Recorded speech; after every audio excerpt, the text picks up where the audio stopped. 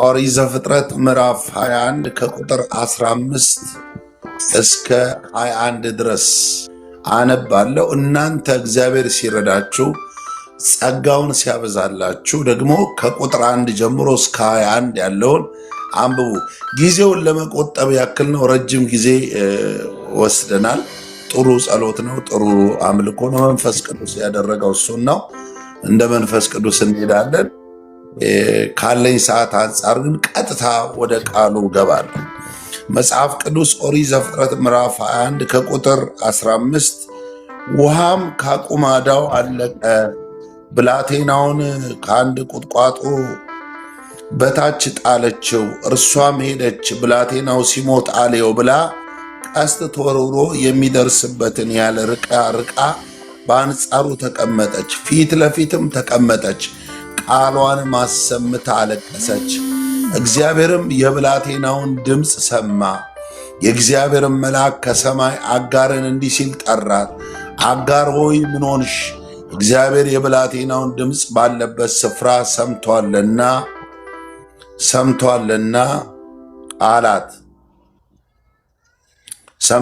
አትፍሪ፣ ተነሺ፣ ብላቴናውንም አንሺ፣ እጅሽንም በእርሱ ላይ አጽኚው፣ ትልቅ ሕዝብ አደርገዋለሁና። እግዚአብሔርም ዓይኗን ከፈተላት፣ የውሃ ጉድጓድም አየች። ሄዳም አቁማዳውን በውሃ ሞላች፣ ብላቴናውንም አጠጣች። እግዚአብሔርም ከብላቴናው ጋር ነበረ፣ አደገም፣ በምድረ በዳም ተቀመጠ፣ ቀስተኛም ሆነ፣ በፋራን ምድረ በዳ ተቀመጠ። እናቱም ከምድር ግብፅ ሚስትን ወሰደችለት ይላል። እንግዲህ አሁን እንዳነበባችሁት የመጽሐፍ ቅዱስ ክፍል የምሰጠው ርዕስ ምንድን ነው? ምንጩ የሚል ርዕስ ሰጥቼዋለሁ። ምንጩ አባታችን አብርሃምን በተመለከተ ከኔ ይልቅ የጠለቀ እውቀት እንዳላችሁ አስባለሁ። ለመጽሐፍ ቅዱስ ቅርበቱ ያላችሁ፣ መጽሐፍ ቅዱስን የምትወዱ፣ ለመጽሐፍ ቅዱስ አክብሮት ያላችሁ የአባቴ ብሩካን አብርሃም ማን እንደሆነ ከኔ ይልቅ በተለየ መልኩ ትንታኔ ልትሰጡ እንደምትችሉ ይህን ተስፋ አደርጋለሁ። በዚህ ወንጌል ተልእኮ ውስጥ በክርስቶስ የተገለጠውን ማዳን የተቀበላችሁ፣ ምሕረትን ያገኛችሁ፣ ስርየትን ያገኛችሁ የእግዚአብሔር ልጆች፣ የእግዚአብሔር ብሩካን አብርሃም በመጽሐፍ ቅዱስ አንቱታን ካተረፉ ታላላቅ የእምነት አባቶች መካከል አብርሃም አንዱ ነው። አብርሃም አመነ፣ እምነቱም ጽድቅ ሆኖ ተቆጠረለት ይላል። አብርሃም ተወልዶ ካደገበት፣ እትብቱ ከተቀበረበት የኔ ከሚለው ማህበረሰብ፣ የኔ ከሚለው ህዝብ እግዚአብሔር እኔ ወደማሳይ ስፍራ ተለይተ ውጣ አለው። ከገዛ ዘመዶች፣ ከአባት ቤት፣ ከእናት ቤት ውጣ አለው። አብርሃም የእግዚአብሔርን ድምፅ ሰምቶ በእምነት ታዞ እንደወጣ እናያለን። አብርሃም ሲወጣ ዝም ብሎ አይደለም የወጣው። ሲወጣ በበረከት ታጅቦ ነው የወጣው። መጽሐፍ ቅዱስ ሲናገር እባርካለሁ፣ አበዛሃለሁ፣ እንደ ባህር ዳር አሸዋ፣ እንደ ሰማይ ከዋክብት በሚሉ ሌላ በታጀቡ ተስፋ ቃሎች በድንቅ በረከት አብርሃም ከማህበረሰቡ የኔ ከሚለው ህዝብ መካከል አብርሃም ወጣ ማለት ነው። አብርሃም በወጣበት ጊዜ ስም ይወጣላቸው፣ በስም የሚታወቁ መጽሐፉ ስም ሰጥቶ የሚከተሉት ሶስት ሰዎች አሉ። አንደኛው ሚስቱ ሳራ ናት። ውድ ባለቤቱ እማማ ሳራ ከአብርሃም ጋር ነበረች። ሁለተኛው የአጎቱ ልጅ ሎጥ አለ። መጽሐፍ ቅዱስ ወንድሜ የሚለው ሎጥ የሚባል ሰው አለ። በስጋ የቅርብ ዘመድ የሆነው ሎጥ ከአብርሃም ጋር ወጥቷል። ሶስተኛው የቤቱ መጋቢ የደማስቆ ሰው ኤሌዘር የሚባል ሰው፣ በስም የተለዩ እነዚህ ሰዎች አሉ። ነገር ግን በስማቸው ማን እንደሆን በውል ባይነግረንም ለቁጥር የሚከብዱ በርከት ያሉ ባሮች ከአብርሃም ጋር አብረውት እንደነበሩ መጽሐፍ ይናገራል። ሰዎች ነበሩ በርካታ። በትንሹ ሎጥ በተማረከ ጊዜ 318 በቤቱ ተወልደው ያደጉ የሰለጠኑ የሚባሉ፣ እነዚህ የተወለዱት ከንፋስ አይደለም፣ ከዶሮ አይደለም፣ ከሰው ነው የተወለዱት። እንግዲህ 318 ወጣቶች በቤቱ ተወልደው፣ በቤቱ አድገው፣ በቤቱ ሰልጥነው የኖሩ እነዚህ 318 ወታደሮች እናት አባት አላቸው። እንግዲህ እናት አባታቸውን ስትቆጥሩ እርግጠኛ ሆኜ የምነግራችሁ ከ600 ምናምን በላይ ከ636 በላይ ሰዎች አሉ ማለት እናት አባታቸው። ልጆቹን ስትጨምሩ ከ960 ምናምን አካባቢ የሚሆኑ ፋሚሊዎች አብርሃም ቤት ውስጥ ብቻ ወይም አብርሃም ባለበት ቴሪቶሪ ወይም አብርሃም በሚኖርበት ቀጠና ውስጥ ወደ 900 ምናምን አካባቢ ሰዎች አብረውታል። መጽሐፍ ቅዱስ እነዚህን ሰዎች በስምም በቁጥርም ሲተነትን አናይ፣ ግን እንደዚህ መገመት ይቻላል። አብርሃም 3 ሰዎች ግን በተለየ መልኩ ሎጥ፣ ሚስቱ ሳራ እና እንደገና አጋር አለች። 4 ሰዎች አጋር፣ ሚስቱ ሳራ፣ ሎጥ እና የደማስቆ ሰው ኤሌዘር የሚባል ሰው አብርሃምን ተከትለውታል። አብርሃም በታሪክ ላይ እንደምታውቁ ምዕራፍ በተለይ 14 ላይ ያጎቱ ልጅ ሎጥ በ9 በሚሆኑ ነገስታቶች ተማርኮ እንደተወሰደ አብርሃም በሰማ ጊዜ እነዚህን ወጣቶችን አዝምቶ በእግዚአብሔር መታመን ታምኖ ሎጥና ቤተሰቡን ሎጥና ያለውን ንብረት በሙሉ ምርኮ እንዳስመለሰ ወደ ቤቱ ሲገባ አብርሃም ቤት ውስጥ ያልተመለሰ ጥያቄ አለ። በሰማይ ጠል የረሰረሰ በምድር ስብ የጠገበ አብርሃም፣ በሚገርም በረከት የተባረከ አብርሃም ቤት ውስጥ ያለ ጥያቄ አለ። ገንዘብ የማይመልሰው ጥያቄ፣ ሰው በማዋጮ የማይመልሰው ጥያቄ፣ ከባድ ጥያቄ ቤት ውስጥ አለ። ምዕራፍ 15 ላይ ምንድን ነው የሚለው? እኔ ያለ ልጅ እሄዳለሁ፣ በቤት ያለ ይህ ደማስቆ ሰው ኤሌዘር ይወርሰኛል የሚል አይነት ጥያቄ ያቀርባል። እግዚአብሔር በዛ መሰዊያ ተገልጦ አትፍራ፣ እኔ ላንተ ጋሻ ነኝ፣ የምትፈራው ይህ ኤሌዘር የደማስቆ ሰው አይወርስህም፣ ካንተ ስጋ የሚመጣው ዘር ይወርሳል ብሎ የቅርብ ጊዜ ይስሐቅን የሩቅ ዘመን ኢየሱስን እየተናገረ እግዚአብሔር ይወርሳል። የምትወረሰው በሐሳብ በምናብ የተፈጠረ ስሜትህ ላይ ያለ ልብ ላይ ቆመ ስጋት የሆነብህ ይህ የደማስቆ ሰው ኤሌዘር አይወርስም አለው እግዚአብሔር።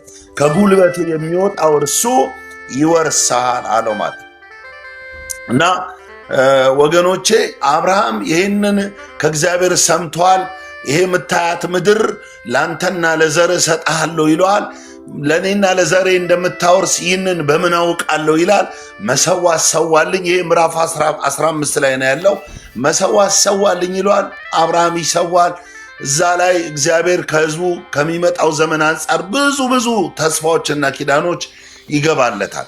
አብርሃም ይህን ሁሉ ጨርሶ ሲመለስ እማማ ሳራ አብርሃምን ከደጅ ስትቀበለው ከጸሎት ስፍራ ከመሰዊያው ወደ ቤቱ ሲመለስ አብርሃም ሳራ ባሏን አብርሃምን ስትቀበለው ምን ብላ ነው የተቀበለችው? አብርሃም አለችው እኔ እንደሆነ እግዚአብሔር ዘግቶኛል፣ እንድወልድ አላደረገኝም። ስለዚህ ለምን ብቻህን ትቀራለህ ብላ ገረዷን አጋርን አጣጥባ ቻፕስቲኩን ሊፕስቲኩን ቀብታ ዶዶራንት ቀብታ፣ ያው ገረድ ናት፣ ባሪያ ናት።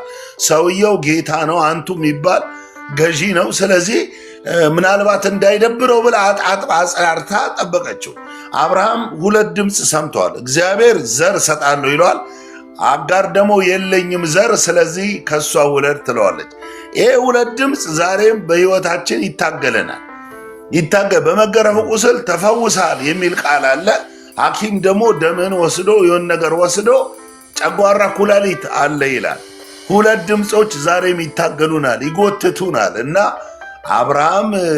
አብርሃም ይህንን ከሰማ በኋላ የሚስቱን ድምፅ ሰምቶ ለሚስቱ ድምፅ ተሸንፎ አጋር ቤት ይገባል። ከአጋር ልጅ ጸነሰች፣ ከአጋር ጋር ተገናኘና መጽሐፍ ቅዱስ በስጋ እንደ ስጋ ልማድ የተወለደው እስማኤል ይለዋል። በስጋ ነው የተወለደው፣ የስጋ ልጅ ነው፣ የተስፋ ቃል ልጅ አይደለም።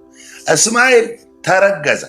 እስማኤል እንደተረገዘ እቺ ገረድ የተባለችው ባሪያይቱ የተባለችው አጋር በእመቤቷ በሳራ ላይ ግልምጫ ደረሰች። በጣም መገላመጥ ጀመረች። መጽሐፍ ቅዱስ ምን ይላል? ምድር በ4 ነገር ትናወጣለች ይልና አንደኛው ይላል የቤት ገረድ የቤቱን ጌታ የቤቱን ዋናውን ሰውዬ ባላርጋ ስትወርስ ምድር ትንቀጠቀጣለች። ምድር ኃይለኛ መናወጥ ይደርስባታል ይላል። እቺ አጋር የቤቷን እመቤት ዋናዋን ሳራን መገላመጥ ጀመረች። የዚህን ጊዜ ሳራ ሂጂ ብላ አላባረረቻቸው። ሂጅ ከዚህ ብላ በአፏ እንድትወጣ አላደረጋቸው። ነገር ግን አትሂድ በለው፣ ነገር ግን እንዲሄድ አድርገው እንደሚሉ የኛ ሀገር ሰዎች ሲተርቱ ማለት ነው። አትሂድ በለው እንዲሄድ አድርገው ይላሉ ሲናገሩና እንዲሄድ አድርገው በሚል ብሂል እቺ ሳራ አጋርን አማረረቻት፣ አጋርን አስቆጣቻት፣ በቃ አሰቃየቻት። ሳራ ናት ታሰቃያት ጀመር። የዚህ ጊዜ ኑሮ መረራት። በዛ ቤት ውስጥ እንደ ሰው መቀጠል ከበዳት። አጋር ከደረሰባት ስቃይና መከራ የተነሳ በቃ እግሯ ወደ መራት ብን ብላ ወጣች። ሄደች እግሯ በሄደበት ቦታ ሄደች እና ያኔ እስማኤል ተረግዟል። ወጣች። አንድ ውሃ ጉድጓድ ጫፍ ላይ ተቀምጣ ማልቀስ ጀመረች። አሁን ያነበብኩበት ክፍል ላይ ታገኛላችሁ። ውሃ ጉድጓድ ላይ ተቀምጣ ማልቀስ ጀመረች።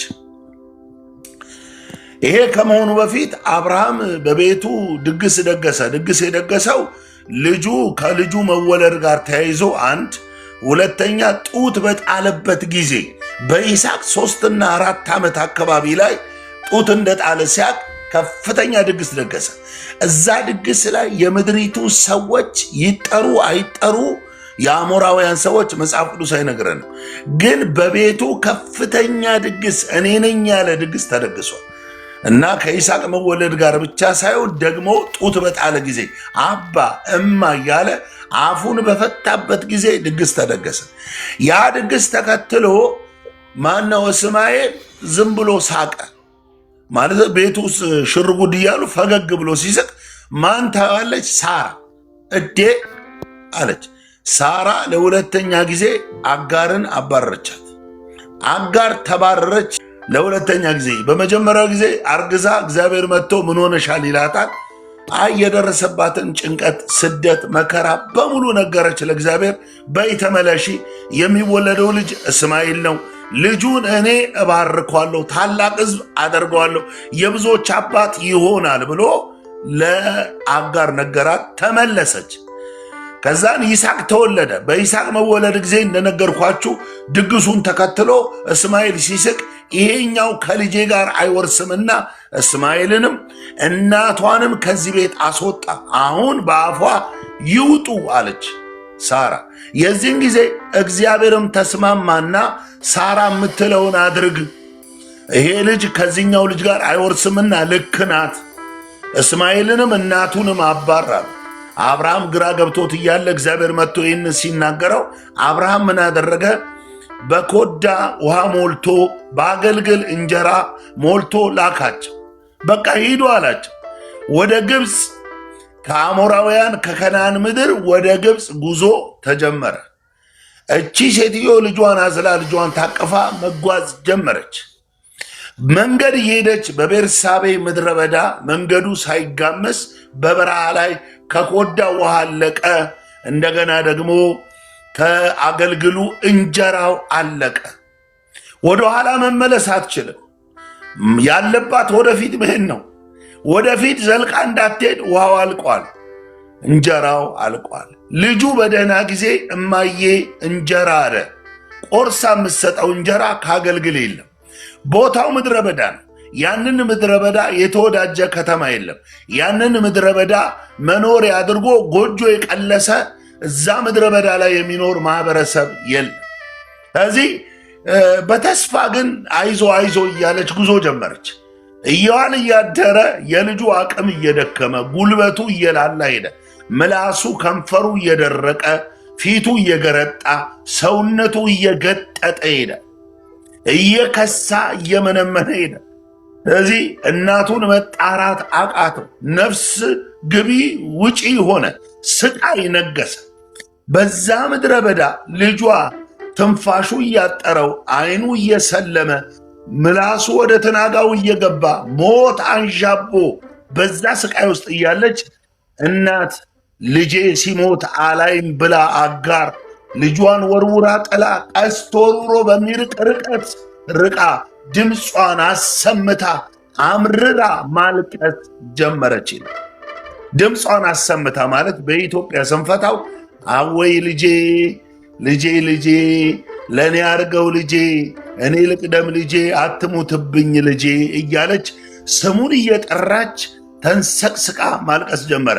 አንድ ነገር ግን ዘንግታለች። ሳይወለድ በእናቷ ሆድ እያለ በአጋር ሆድ ውስጥ እያለ አበዛዋለሁ፣ ታላቅ ሕዝብ አደርገዋለሁ፣ ለብዙዎች አባት ይሆናል የሚል ትንቢት ረስታለች። ትንቢቱን ዘንግታለች። ማን የዘነጋችው?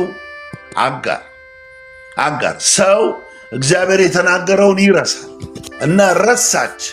ነገር ግን በዛ ስፍራ ላይ ልጄ ልጄ እያለች እያለቀሰች ሳለ ችግሯን ሊጋራ ስቃዋን ሊካፈል የሚችል የቅርብ የሩቅ ዘመድ አታ በእንባ ፊቷ እየራሰ እየጮች እንደ መካከለኛው ምስራቅ ደረቷን እየደቃች በድንጋይ ፊቷን እየቧጠተች ደሟን እየረጨች ፀጉሯን እየነቀለች አወይ ልጄ ዋይ ልጄ እያለች እያለቀሰች አንድ ድምፅ ከሰማይ መጣ። አጋር የሚል ድምፅ መጣ። ድምፁ መጣ ወገኖቼ። በዚህ ድምፅ ውስጥ የመጀመሪያ አፉን የከፈተው እንዲህ ብሎ ነው፣ አትፍሪ የሚል ድምፅ ሰማ። አትፍሪ። ሁለተኛ ተነሽ ያላት። ሶስተኛ ብላቴናውን አንሺ። አራተኛ እጅሽን አጽኚ። በአዲሱ ትርጉም ያዥው፣ ልጁን ያዥው። የጣለችው ልጁ ባለበት ቦታ ሲያለቅስ ሰምቼዋለሁ አለ እግዚአብሔር። አንዳንዴ ባለንበት ቦታ ነው የምናለቅሰው። ያለንበት ቦታ እናት የለችም። ያለበት ቦታ በረሃብ አለንጋ ተገርፎ አጥንቱ እየገጠጠ ረዳት አጥቶ አጋዥ አጥቶ ሰማይን አንጋጦ እያየ በነፍሱ ፈቃድ እያለቀሰ ያለበት ቦታ ነው። ወየው በነፍሱ ፈቃድ ይጮሃል። እማዬ ይላል፣ ግን አፉ አይናገርም። እግዚአብሔር የልጁን ለቅሶ ሰምቻለሁ አላት። ሃሌሉያ! ሰምቻለሁ። ስለዚህ አትፍሪ። ዛሬ በዚህ ትንቢታዊ ቃል ይህንን ጉባኤ ይናገራል። አትፍሪ። ከዛስ ተነሺ። ከዛስ ብላቴናውን አንሺ። ያንቺ ልጅ አፈር አይበላው፣ ያንቺ ልጅ ጉድጓድ አይገባ፣ አንሺው አላት። እሱ ብቻ አለም፣ ያዢው፣ አጽኚው፣ እጅሽን በልጁ ላይ አጽኚው አላት። የሚገርማችሁ የዚህን ጊዜ አይኗን ይከፍትላታል። ለካ የሆነ ምንጭ እየተከተላት ነው። ያ ቃል የገባላት እግዚአብሔር እየተከተላት ነው። አላያችሁም፣ አይናችሁ አልተከፈተ ከሆነ እንጂ የማይተው የማይጥል በእጁ መዳፍ የቀረጸ የአባቶቻችሁ አምላክ እግዚአብሔር እየተከተላችሁ። የአብርሃም ሲያልቅ የእግዚአብሔር ጀመረ። የሰው ያልቃል፣ የባል ያልቃል፣ የሚስት ያልቃል፣ የዘመድ ያልቃል፣ የወገን ያልቃል። ወገኖቼ ሰው ለክፉ ቀን ብሎ ያቆየላችሁ ነገር ያልቃል። የአብርሃም ሲያልቅ የእግዚአብሔር ጀመረ። አያችሁ፣ እዛ ቦታ ላይ ሴትዮዋ ካገልግሉ እንጀራው አታለች፣ ከኮዳው ውሃው አልቋል። እግዚአብሔር የከፈተው ምንጭ ግን ምንም መሆን የሚችል ነው። ሁሉን ያሟላ ነው። መጽሐፍ ቅዱስ ኢየሱስ ክርስቶስ ሁሉ ነው በሁሉ ነው ይላል እግዚአብሔር ቃል። ኢየሱስ ሁሉ ነው በሁሉ ነው። እዛ ቦታ ላይ ምንጭ ፈለቀ። ያ ምንጭ 3 ነገር አደረገ። አንደኛ ሞት ተገለበጠ፣ ሞት ተሻረ። ያ ምንጭ በአዲስ ኪዳን አካል ለብሶ የተገለጠ ጥመኞችን ያረካ፣ ከምድር ትቢያ ያነሳ፣ ሐዘንተኞችን ያሳቀ የእግዚአብሔር በግ አማኑኤል በምድረ በዳ ፈለቀ። ምንጭ ሰው መኖር በማይችልበት፣ ሞት በነገሰበት፣ ሰው መሄጃ መግቢያ በጠፋበት በዛ ምድረ በዳ ያ ምንጭ ፈለቀ። ያ ምንጭ በነፍሳችሁ የተቀላቀለ ሥጋ ለብሶ ጸጋንና እውነትን ተሞልቶ ባንተ ውስጥ ያደረ የናዝሬቱ ኢየሱስ ነው። ይሄ ምንጭ ባንቺ ውስጥ ፈልቋል፣ ባንተ ውስጥ ፈልቋል። ክርስቶስን ካመናችሁ ወገኖቼ ከነቢያት ይልቅ በጸና በዚህ ትንቢታዊ ቃል ልባችሁን እደግፋለሁ። በእውነት ይህንን ቃል አጸነዋለሁ። እውነቴን ነው ምላችሁ። ሞት ተገለበጠ። ሞት ወየው ልጄ ወየው ልጄ እያለች ታለቅስ የነበረችው አጋር ለቅሷ ወደ ደስታ ወደ ሳቅ ተቀየረ። ሞት ወደ ሕይወት፣ ለቅሶ ወደ ደስታ ተቀየረ። ሶስተኛ በዛው ስፍራ ጎጆአቸውን ቀለሱ፣ በዛው ስፍራ ድንኳናቸውን አቆሙ። ወገኖቼ በእግዚአብሔር ምሕረት ሆኜ እናገራለሁ። ሃሌሉያ! ሞት ተሽሯል። አንደኛ። ሁለተኛ ለቅሶ ተሽሯል። ሶስተኛ ግብፅ አይደለም የምትሄደው፣ እዛው ምድረ በዳ መኖር አይቻልም። ሞት የነገሰበት ሰው እንዴት ይኖራል የተባለበት እዛው ስፍራ ላይ እዛው ድንኳኗን ተከለች። ግብፅ ተኪዶ ከምንጩ ወዴት ይኬዳል ወገኖች? ከምንጩ ወዴት ይኬዳል? ምንጩ ኢየሱስ ነው። ምንጩ ኢየሱስ ነው። እነግራቸዋለሁ። የያዛችሁት እውነት ተረት አይደለም፣ ፍልስፍና አይደለም፣ የተለቃቀመ ወሬ አይደለም። በነፍሳችሁ የተጣበቀ ልባችሁ ላይ ነገሰ እናንተ ላይ ቆመ ሕያው ጌታ የናዝሬቱ ኢየሱስ አለ። እነግራችኋለሁ። እንደ አጋር ለቅሶ ላይ ያላችሁ ሰዎች እንደ አጋር ሞት እያንዣበበ ነው። ፉከራ ሰምቻለሁ፣ ዛቻ ሰምቻለሁ፣ ይህንን ማለፍም አልችልም የምትሉ ስጋት ውስጥ የገባችሁ ሰዎች ምንጭ ፈልቋል። ምንጭ ፈልቋል። ምንጭ ፈልቋል። እናገራለሁ። ሕያው ምንጭ ፈልቋል። የናዝሬቱ ኢየሱስ ፈልቋል። በኢየሱስ ስም እናገራለሁ። ምንጭ ፈልቋል። ወገኖቼ ይሄ ሕያው ምንጭ ኢየሱስ ነው። እኔ ወንድማችሁ ኢየሱስን ተቀብየዋለሁ። እኔ ወንድማችሁ ኢየሱስ በልቤ አንግሼዋለሁ። ኢየሱስ እኔ ውስጥ አለ። የናጋርን ጥም ያረካ ኢየሱስ፣ ለቅሶን ወደ ደስታ የቀየረ ኢየሱስ፣ ሞትን የገለበጠ እንድኖር እሱ ሞተ፣ እንድከብር እሱ ተዋረደ፣ እንድበለጽግ ኢየሱስ ስለ እኔ ደኸየ።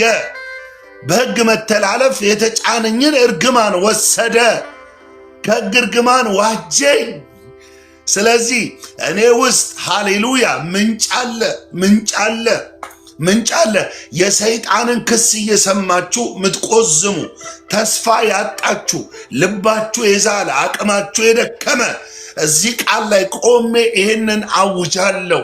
እናንተ ልብ ላይ ልክ እንደኔ ልብ ኢየሱስ ከነገሰ ይህን የምታምኑ ከሆነ በእውነት እነግራችኋለሁ፣ ምድረ በዳው ላይ በገናችሁን አንሱ፣ ምድረ በዳው ላይ ከበሮአችሁን ደልቁ፣ መለከት ንፉ፣ የእልልታን ድምፅ አውጡ፣ ለታረደው በግ ለአማኑኤል ክብርን ስጡ።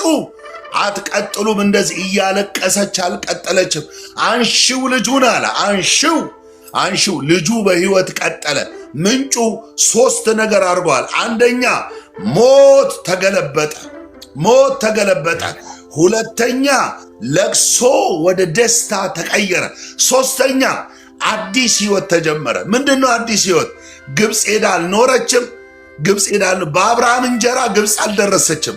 አዲስ ሕይወት ማለት ምንጩ ጋር እነግራለሁ። አዲስ በክርስቶስ አዲስ ፍጥረት ነን። አሮጌው ነገር አልፏል። ይሄ መጽሐፍ ቅዱሳዊ እውነት ነው። ሃሌሉያ! በእውነት በድፍረት ይህንን አውጃለሁ። ከዚህ ሶስት ነገር ሆነ። ሶስት ነገር በዚህ ምንጭ ሕይወት ቀጠለ። ሞት ተገለበጠ። ሳቅ ሆነ።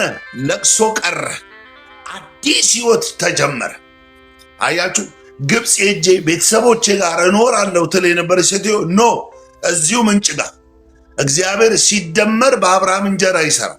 ሲደመር በሆነ ሰው አይሰራም። እግዚአብሔር ሲደመር ብሎ ማንም ያልተጨመረበት ብቻውን ተአምራትን የሚያደርግ የእስራኤል አምላክ ይባረክ ይላል እግዚአብሔር ቃል። ብቻውን እነግራችኋለሁ፣ እጃችሁን በአፋችሁ እስክትጭኑ ድረስ መደነቅን በቤታችሁ መገረምን በሕይወታችሁ እግዚአብሔር ያደርጋል። እኔ መንፈስ የሚለኝ ይህንን ነው። ምንጩ ልቤ ላይ አለ። አያችሁ፣ በሆነ ኮንፈረንስ ድግስ እማስፈታው ቋጠሮ የለም።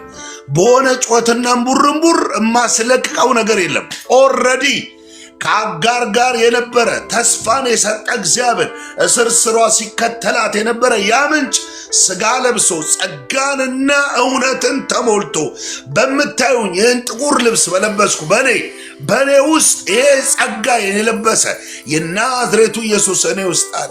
ስለዚህ እኔ የምኖረው ወገኖቼ በዚህ ነው። እዚህ ጉባኤውን ጌታ እንደዚህ ነው የሚለው፣ ትቀጥላላችሁ፣ እየዘመራችሁ ትቀጥላላችሁ፣ ከፍ እያላችሁ ትቀጥላላችሁ፣ በድል ትቀጥላላችሁ፣ በብዙ ክብር ትቀጥላላችሁ። ኢየሱስ ጌታ ነው። ሞት ተገልብጧል። የሞትን አዋጅ በአረብ ምድር፣ በአፍሪካ፣ በኤሽያ፣ በአውሮፓ፣ በአሜሪካን የምትኖሩ በብዙ ስጋ የታጠራችሁ በብዙ ጭንቅ ውስጥ ያላችሁ ሰዎች በብዙ ድፍረት ይህንን እናገራለሁ። በእውነት ያ ምንጭ የናዝሬቱ ኢየሱስ ነው። ልጁን እስማኤል በይሁ ገና ሳይወለድ ወንድ እንደሚወለድ ትንቢት የተናገራት አማኑኤል የኔ አባት የኔ ጌታ አሌል በሩቅ ዘመን አሕዛብን በተስፋ እንደሚያድን እዚህ ጋር ፍንጭ እየሰጠ ነው። በጥላ እያገለገለ ነው። ምንጩ ማን ነው? ኢየሱስ ነው። ተጠግተው ተጠልለ በሱ የምታጣው ነገር አይኖርም። በለቅሶ ውስጥ ያላችሁ፣ በሐዘን ውስጥ ያላችሁ፣ ተስፋ በማጣት ልባችሁ ይዛል። ይህንም በእምነት አጸናል። ይህንም በእምነት እናገራል። በናዝሬቱ ጌታ በኢየሱስ ስም ምንጩ ፈልቋል። ምንጩ ኢየሱስ ነው። ልብሽ ላይ የነገሰ ነፍስሽ ላይ የነገሰ የቤትሽ ራስ ነው። የቤትሽ መሰረት ነው። በአንቺ ታዛ ውስጥ ያደረ በቤትሽ ታዛ ከጣራሽ በታች አብሮሽ ነው ያለው። አንቺ ከኢየሱስ ጋር ነሽ። ሃሌሉያ። ስለዚህ በድፍረት ይህን እናገራለሁ። ምንጩ ይህን አድርጓል። ሞት ተሽሯል። አንድ ለቅሶ ቆመ። ወየው ልጄ ትል የነበረችው ሴት አሁን ግን እያለች ኤልሮይ የሚያየኝን አየሁ፣ ደስታዬን በፊቱ ገልጻለሁ፣ እንዴትስ ችዬ ዝም እላለሁ? ያደረገልኝን እያሰብኩ ለልዑል አምላክ እሰግዳለሁ። ኤልሮይ የሚያየኝን አየሁ፣ በሄድኩበት መንገድ ሁሉ ከኔ ጋር ለነበረ ያንን ገደሉን ተሸክሞ ላሻገረ እኔን በቅፉ ሰብስቦ ባላንጣዬን ላሳፍረ ምስጋናዬ አይነስበት ልወድሰው በዝማሬ ደስታዬ በፊቱ ገልጻለሁ፣ እንዴትስ ዝም እላለሁ? ያደረገልኝን እያሰብኩ ለልዑል አምላክ እቀኛለሁ። ኤልሮይ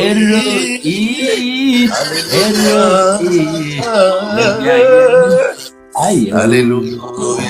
ባለፍኩበት መንገድ ለኔ ተጠንቅቆ እዚህ ያደረሰኝ ከክፉ ጠብቆ እስከ ፍጻሜው ያቆመኛል ጌታ። ሀገሬ ገባለው እምነቴ ሳይፈታ። ሃሌሉያ ወገኖቼ ምንጩ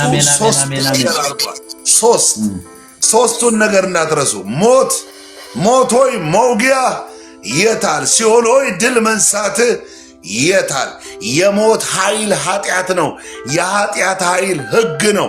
እነዚህ ሦስቱንም ከመንገድ ጠርቆ በመስቀል አስወገዳቸው ይላል። ስለዚህ ለጥምሽ መልሱ ኢየሱስ፣ አሜን። ልብስሽ ኢየሱስ፣ ጌጥሽ ኢየሱስ፣ ክብርህ ኢየሱስ። ሃሌሉያ።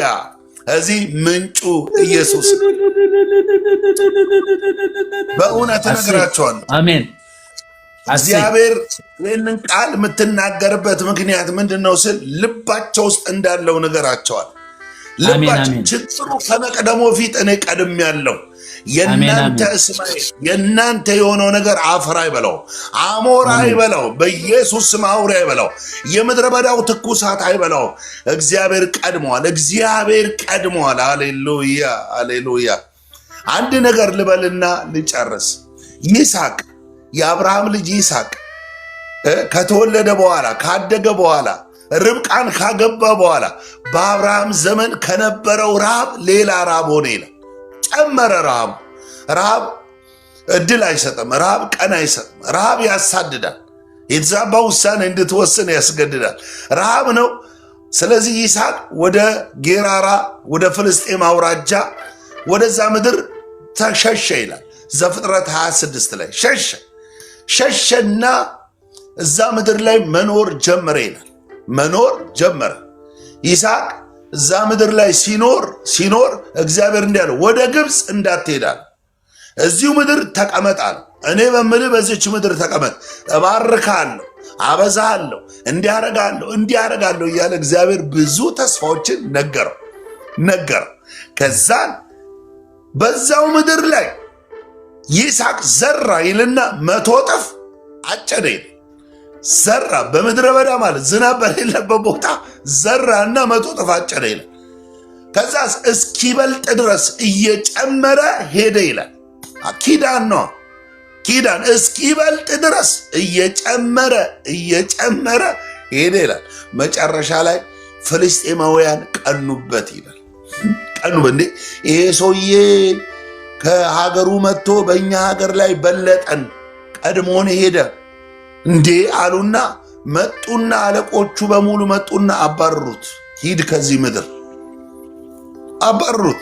ይስሐቅም ከተማውን ትቶ ጌራራ የምትባለውን የፍልስጤም አውራጃን ተወና ወደ 5-6 ኪሎ ሜትር ርቆ ሸለቆ ውስጥ መኖር ጀመረ። ሸለቆ እዛው ሸለቆ እየኖረ ረባዳ ቦታ ቀድሞ አብርሃም ሲኖር በስጋ ወራቱ ቆፍሯቸው የነበሩ ጉድጓዶችን አብርሃም ልክ ሲሞት ያንን የውሃ ጉድጓድ ፍልስጤማውያን መጥተው ደፍነዋቸው ነበር ይላል። ጉድጓዱ ተደፍኖ ነበር ይላል። ተደፍኖ ነበር ይላል።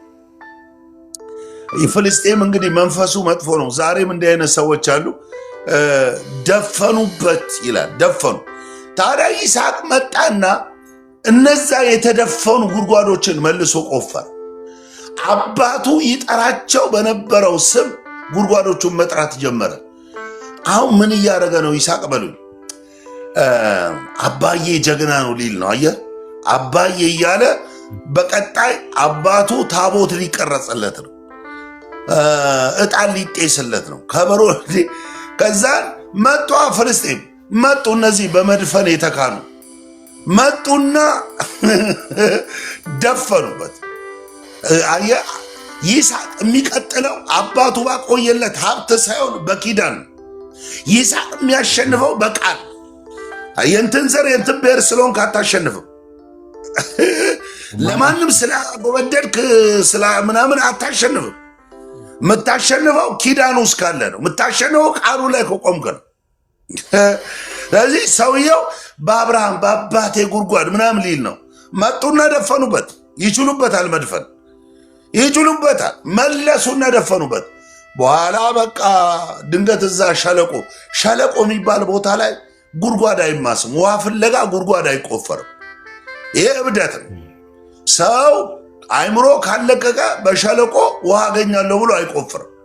ግን በዛ ሸለቆ እነዛ የይስሐቅ ባሪያዎቹ ጉድጓድ መቆፈር ጀመሩ። አንተ አይገርምም? አዲሷ አባቱ ያልቆፈረው አባቱ ያልነካው ጉድጓድ አዲስ ውሃ መጣ። ምንጭ ፈለቃ። ምን አለው? ሮቦት ብሎ ስጥናና ይስሐቅ አንዱን ክርክር አንዱን ደግሞ መለያየት ነው ምናምን ጸብ ብሎ ስም አወጣላቸው። ይሄ ክርክር የሌለበት ጦርነት የሌለበት ሮቦት አየ። ይስሐቅም በአብርሃም አልቀጠለም፣ እስማኤልም በአብርሃም አልቀጠለም።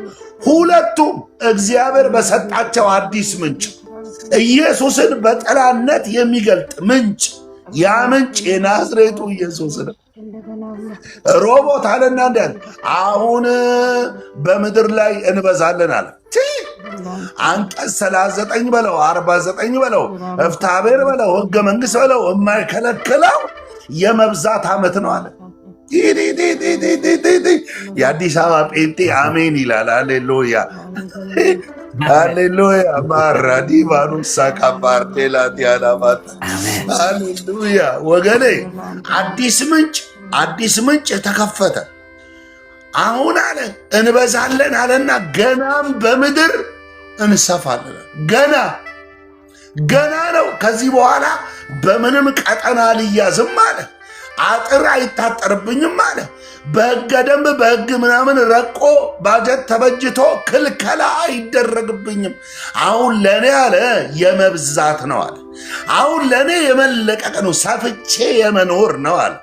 ይኸውልህ ማንም ምንም ሊል ይችላል። አፌን እንደከፈተው ይህንን ትንቢት አጸናለሁ በናዝሬቱ ጌታ በኢየሱስ። የመብዛት ጊዜ ነው አለ። የመስፋት ጊዜ ነው አለ። አሁን እየበዛው እሄዳለሁ፣ እየሰፋው እሄዳለሁ አለ። ለምን? ሮቦት ሆኖ አለ። ምንጩ አባቱ ያልቆፈረው አባቱ ለይስሐቅ ያላቆየው። ይኸውልህ በማንም አካውንት አትኖርም። አባት ባወረሰ ርስት ወይም የመሬት ጉልት አንተ አትኖርም። መኖሪያ የዘላለም አምላክ ነው። የዘላለም ክንዶች ካንተ በታች ናቸው። ይስሐቅ የቀጠለው በኪዳን እንጂ በአብርሃም አይደለም። እስማኤል የቀጠለው በኪዳን እንጂ በአብርሃም አይደለም። ለሁለቱ የተነገረ ተስፋ ይከተላቸዋል። ሸለቆ አይደለም፣ ተራራ ላይ አለት ላይ ቆመ ብትቆፍር ምንጩ ይፈልቃል። ለምን? ኢየሱስ እንዲህ ብለዋል፣ በእኔ የሚያምን የማያልቅ የሕይወት ውሃ ምንጭ ከሆዱ ይፈልቃል። አየህ፣ ይፈልቃል። አሜን አሜን። ሮቦት አሜን። ምንድነው ዓመት ካልከኝ፣ አንተም ስማ ሰይጣን ሚስማ፣ አንቺም ስሚ ሰይጣን። ዓመቴ ሰፍቼ የሚሄድበት እየበዛው የሚሄድበት እየበዛው። ምክንያቱስ ምንጩ ሮቦት። ይኸውልህ ጾሜ አላመጣሁትም፣ እንደገና ደግሞ በሆነ ትንቢት አልመጣል። ኢየሱስ ከወደደው ከዛ ታላቅ ፍቅር የተነሳ ነፍሱን የሰጠበት ምሕረት፣ ያ ታላቅ ርኅራኄ ነፍሴ ውስጥ የገባ እውነት፣ አንተ ውስጥ የገባ እውነት ነው።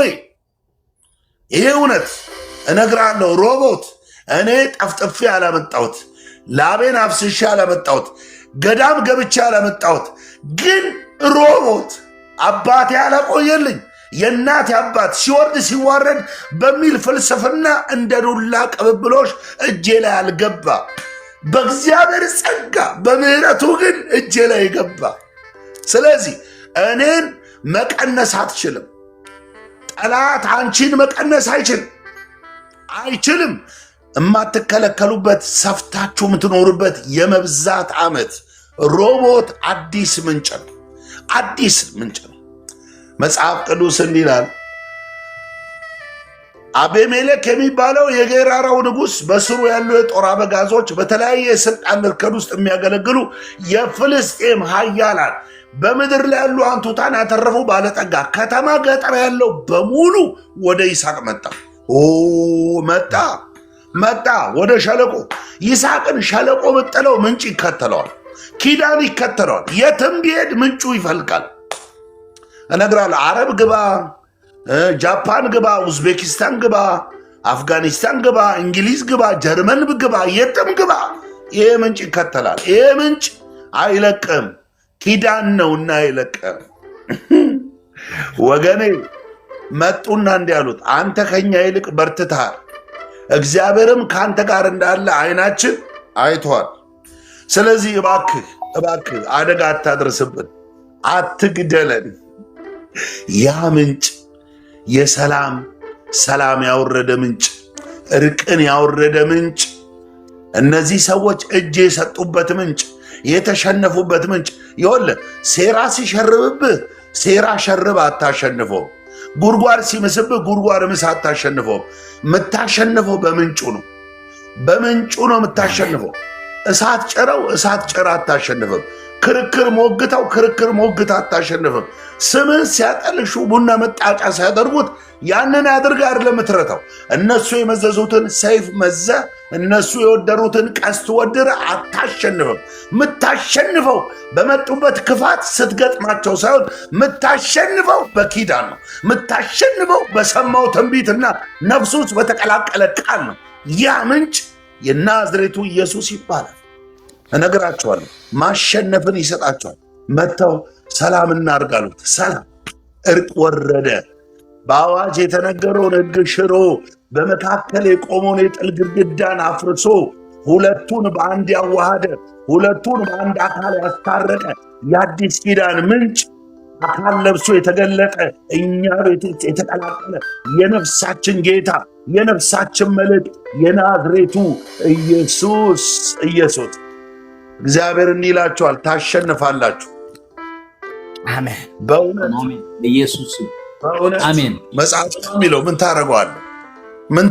ይሄ እኮ እኔ ማለት ስለቻልኩ አልኩት እንጂ መጽሐፉ ይላል በወደደን በእርሱ ከአሸናፊዎች በላይ ትበልጣለን። አሜን። በጌታ በኢየሱስ እውነት ነው። ሃይማኖታዊ ስርዓት አይደለም ድል የሚሰጥህ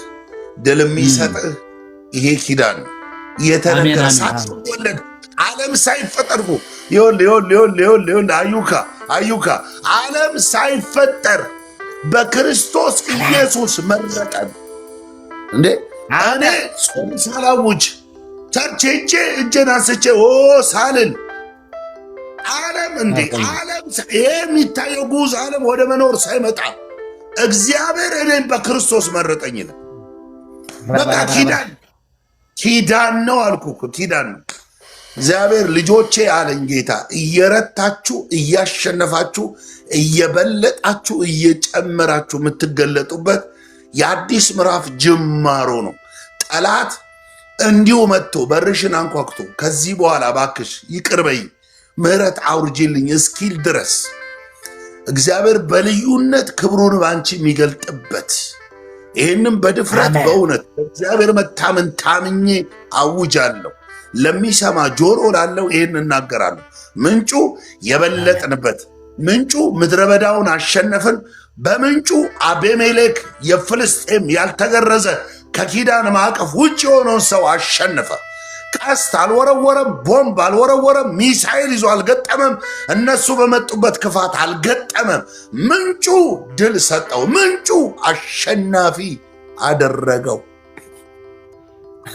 ያ ምንጭ የናዝሬቱ ኢየሱስ ነው። ስለዚህ እነግርሃለሁ፣ አዎ እነሱ የታጠቁትን አልታጠቅም፣ በእጃቸው የያዙትን አልያዝክም። እነሱ በዘር ብሔራቸው ሲጋመዱ ተስፋ ሊያሰጡ ቀንን ሊያጨልሙ ሲስቱ ጀርባን ሲከተሉ መንገድን ሲዘጉ የኔ አባት ግን በምንጩ ታሸንፋለህ። አየህ፣ ጦር የለህም፣ ቀስት የለህም፣ ፈረስ ላይ አትሄድም፣ ሰረገላ ላይ አትበርም። እነሱ ያላቸው አንተ የለህም። አንተ ጋር ግን ኪዳን አለ። አንተ የሚከተልህ እነግርሃለሁ፣ የቤርሳቤ ምድረ በዳ ይሸነፋል። ወይኔ ጌታ ሆይ፣ ወይኔ ጌታ ሆይ፣ አሜን። ይሸነፋል። አሜን። ምድረ በዳው ተሸንፏል። እስቲ ጻፉት ወይ ባፋችሁ በሉ። ምድረ በዳው ተሸንፏል። አሁን ያለበት ቦታ ተሸንፏል። ምድረ በዳው ተሸንፏል። አሁን ሰማሽ? አሁን ማራዲቫኖስ ሳካፓርዳላዲያ አሁን የሚሰማችሁ አሁን የምታዩት አሁን የገጠማችሁ ነገር በኢየሱስ ስም ተሸንፏል። ወገኖች በእውነት እዛው ምድረ በዳ ነው አፕል የተከለችው። እዛው ምድረ በዳ ነው ቆሎ የተዘራው። ግብፅ አይደለም፣ እዛው ምንጩ ዳር በገፉ ቦታ እሱስ ይስሐቅስ እዛው በገፉት እዛው በጠሉት እዛው አትሂድብን እዚህ ከዚህ ውጣ ባሉት አትረባም ባሉት በዛው ቦታ እነግራለሁ። አንደኛ በዚህ ምንጭ ምድረ በዳው ተሸንፏል። ሁለተኛ በዚህ ምንጭ ፍልስጤም ተሸንፏል። ይገባል። ጀዝባ የሆነ ፍልስጤም ተሸንፏል። እየቃመ የሚያድር በቃ በጫት የሚያድር በኢየሱስ ስም የዛር በዩ የአባቴ በዩ የእናቴ ኮተት የአያቴ ኮተት ተሸንፏል። ይሄ ቡቱቷን መንፈስ ተሸንፏል። ሃሌሉያ። ኪዳን አለኝ የሕይወትም ቃል አለኝ። ኢየሱስ ነው ልጁ ያደረገኝ መመኪያዬ የዘላለም ተስፋዬ እርሱ ላይ እስኪ ተናገር አሉኝ። እንዴት ነው የሚረዳህ አሉኝ። ልናገር አፌን ሞልቼ የመጣውን አባቶቼ ያኔም አሁንም ይሰራል አልፎም ያድነኛል። የተጻፈውን ሳምን የቃል ኪዳኑን ፕሮፌቲክ ቃል ሃሌሉያ። እግዚአብሔር መጨረሻ የሚላችሁ ሁለት ቃል ምድረ በዳው ተሸንፈዋል፣ ፍልስጤም ተሸንፏል። የሰማ ሰው አለ? አሜን። እስቲ ንገሩ። ማን የተሸነፈው? ምድረ በዳ ተሸንፏል። አሜን። ፍልስጤማውያን ተሸንፈዋል። እነ ኮተት ማጨት ተሸንፈዋል። የሚገዳደሩን ወድቀዋል በጌታ በኢየሱስ። እነ ሟርተኞች ተሸንፈዋል። ደጋሚዎች ተሸንፈዋል። አሜን። እያሸነፍክ የምትኖርበት ህይወት ክርስትና። ስለዚህ ጌታ የሚላችሁ ይህንን ነው። ምድረ በዳው ተሸንፈዋል። አሁን ያለሽበት አስለቀሱኝ እኮ ከበቡኝ እኮ ቆነጠጡኝ እኮ አልቻልኳቸውም ምን አባቴ ላርግ? እረ ጌታ የት ነው ያለው? አትፈርድሞ የምትዩ ጌታ እንዲህ ይልሻል። ጆሮ አለሽ ወይ ነው። ጆሮ ካለሽ ስሚ። ጌታ ምድረ በዳው ተሸንፏል፣ ፍልስጤም ተሸንፏል። እነሱ በቀስት አባረሩት፣ በጦር አባረሩት። ይስሐቅ ግን በኪዳን ያዘመተው ፈረስ የለም፣ ያዘመተው ታንክ የለም፣ ያዘመተው ሚሳኤል መድፈኛ የለም፣ አየር ኃይል የለም፣ ባህር ኃይል የለም፣ ጦር ኃይል የለም። ግን በኪዳን ስለዚህ እነግራቸዋለሁ የምትዘልቁት አብርሃም በሰጣችሁ የቤት የዘንጋዳ ዳቦ ሳይሆን የጎመን ሳይሆን በቂጣ አትዘልቅም። በዚህ ኪዳን ግን ትዘልቃለህ። እዚህ በውጭ ሀገር ያለውን ክፋት እየገለበጥኩት እየወረስኩ በወንጌል እየገለበጥኩ አሁን ህዝቡ በሙሉ አገልግለን እያለኝ ነው። ኢየሱስ ጌታ ነው። ሃሌሉያ። ገለበጥኩታል ኡላለው ሲመለክ ምን አይነት እብድን ይመጣብናሉ ሲመለክ ኢየሱስ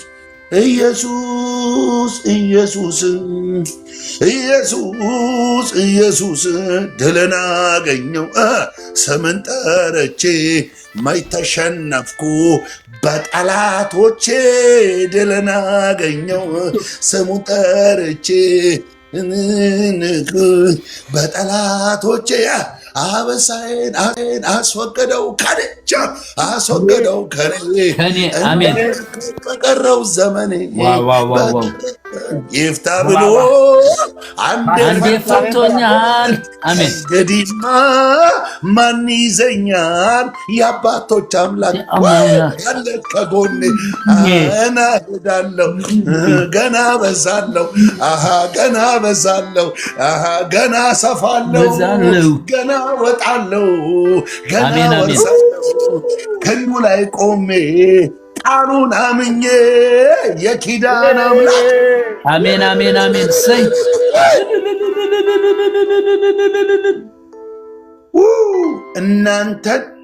እናንተን ትንሽ ያደረገ መንፈስ ዛሬ በኢየሱስ ስም አዋርደዋል። አሜን ዋረድ ፖዚሽናችሁን፣ ክብራችሁን በክርስቶስ ያላችሁበትን ስፍራ ያላወቀ ይሄ ስብከት በሚመስል ትንቢት በሚመስል ደረጃችሁን ያላወቀ ጆሮአችሁ ላይ የገባ እናንተን ያሸማቀቀ አንገት ያስደፋ በክርስቶስ ልካችሁን ያላወቀ ልካችሁን ያልተረዳ በጭፍን እየወቀሰ ባልሄዳችሁበት መንገድ እየፈረደ የማይመጠናችሁን ቃል እየተናገረ ያሸማቀቀ ነፍሳችሁን የተጫነ የአባት እናት እያለ የሌለህን እየጠራ ያስለቀሰ እነግራለሁ። ዛሬ ከቤት ላይ፣ ዛሬ ከዘር ላይ፣ ዛሬ ከቢዝነስ ላይ፣ ዛሬ ከአገልግሎት ላይ በኢየሱስ ስም አራገብኩት በጌታ በኢየሱስ ስም። ሃሌሉያ። ምድረ በዳው ተሸንፏል፣ ፍልስጤም ተሸንፏል።